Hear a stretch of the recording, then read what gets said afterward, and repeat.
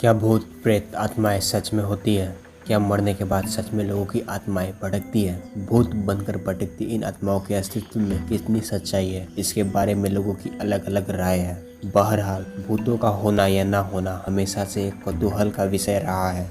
विज्ञान के इस युग में हमने उनके अस्तित्व को हमेशा से नकारा है, लेकिन ऐसे भी कई लोग हैं जिन्होंने इस डर का अनुभव किया है। वास्तविकता यह है कि असल जीवन में भी कई ऐसे जगह हैं जहाँ भूत प्रेत को लेकर बात होती रहती है। ऐसी जगह तो सैकड़ों की संख्या में है, परंतु यहाँ हम आपको दुनिया की 3 बेहद डरावनी भूता जगह के बारे में बताने वाले हैं, जो भूत प्रेत के होने की अफवाह के कारण बदनाम है, या फिर शायद इन जगहों पर सच में भूत प्रेत का वास है। नंबर 1, मोंटे क्रिस्टो रियासत, न्यू साउथ वेल्स। ऐतिहासिक मोंटे क्रिस्टो रियासत ऑस्ट्रेलिया में न्यू साउथ वेल्स के जूनी इलाके में स्थित है। इस रियासत को ऑस्ट्रेलिया के सबसे भूताह और डरावनी जगहों में शुमार किया गया है। इसकी वजह वर्ष 1885 में इसके निर्माण के बाद से ही यहाँ घटी कई दुखद घटनाएं हैं। इसके निर्माण के बाद मोंटे क्रिस्टो का मालिकाना हक क्रेवेले परिवार के पास रहा और यह परिवार वर्ष 1948 तक यहाँ रहा। इस दौरान यहाँ कई अनहोनी घटनाएं घटी। इनमें से कईयों को अपनी जान से हाथ धोना पड़ा था।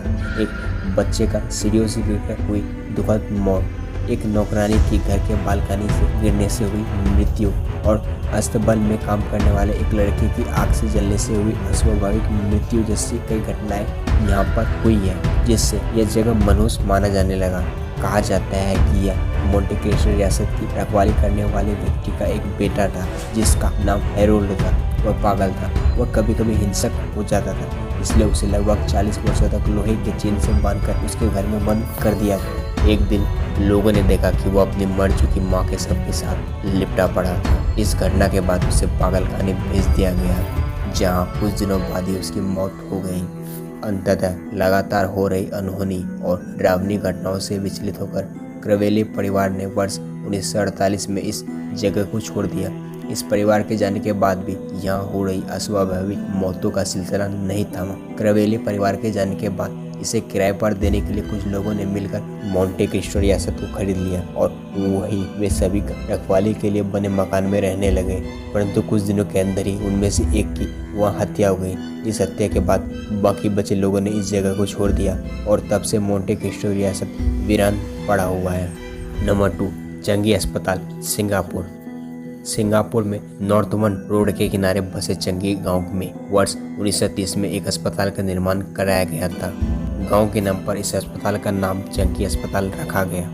शुरू के कई वर्षों तक यह अस्पताल आम अस्पतालों की तरह कार्यरत रहा, परंतु दूसरे विश्व युद्ध के दौरान इस इलाके में जापान का कब्जा होने के बाद इसे मिलिट्री अस्पताल में तब्दील कर दिया गया। हाईवे के किनारे होने के कारण यहाँ युद्ध में घायल सैनिकों को यहाँ लाना सुविधाजनक था। युद्ध के दौरान हजारों की संख्या में घायल जापानी सैनिकों को यहाँ लाया जाने लगा। हालांकि डॉक्टर, नर्स और अन्य सुविधाओं की कमी के चलते गंभीर रूप से घायल अधिकांश सैनिकों की मौत होने लगी और दिन प्रतिदिन मौतों में इजाफा होने लगा। भारी संख्या में हो रही मौतों से अस्पताल की व्यवस्था चरमरा गई और अस्पताल एक भयंकर बीमारी की चपेट में आ गया। अब अस्पताल में फैले इस बीमारी का शिकार सैनिकों के साथ साथ डॉक्टर, नर्स और अन्य कर्मचारी भी होने लगे। फिर क्या था, अस्पताल भटकती आत्माओं का अड्डा बन गया। विश्व युद्ध की समाप्ति होते होते ही अस्पताल वीरान होने लगा और आसपास के लोग वहां जाने से कतराने लगे। अंततः अस्पताल खंडहर में तब्दील हो गया। आसपास के लोग कहते हैं कि इस समय से लेकर आज तक उन सैनिकों, डॉक्टरों, नर्सों और अस्पताल के अन्य कर्मियों की भटकती आत्माओं को खंडहर बन चुके अस्पताल परिसर में साफ साफ महसूस किया जाता है। जब तक अस्पताल कार्यरत था, उस दौरान होने वाली अनहोनी की कई कहानियों की चर्चाएं आज भी यहाँ होती है।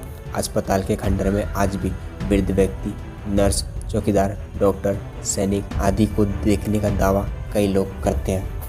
Number 3, suicide forest, Aokigahara, Japan. क्या आप विश्वास करेंगे कि दुनिया में एक ऐसी भी जगह है जहां जाने के बाद लोग खुदकुशी करने के लिए प्रेरित होते हैं और खुदकुशी करते भी हैं? वो विश्वास हो या ना हो, मगर एक ऐसी जगह है, वह है जापान। जापान में माउंट फुजी की तलहटी में बसा ओकिगारा का जंगल दुनिया में सुसाइड फॉरेस्ट के नाम से फेमस। इस जंगल में हर साल सैकड़ों की संख्या में लोग आत्महत्या के लिए जाते हैं। हालांकि अभी तक यह पता नहीं लगाया जा सका है कि यहाँ खुदकुशी किए जाने की वजह क्या है, परंतु यहाँ मरने वाले लोगों की तादाद इतनी अधिक हो जाती है कि यहाँ लाशों को हटाने के लिए स्थानीय पुलिस को प्रतिवर्ष अभियान चलाना पड़ता है।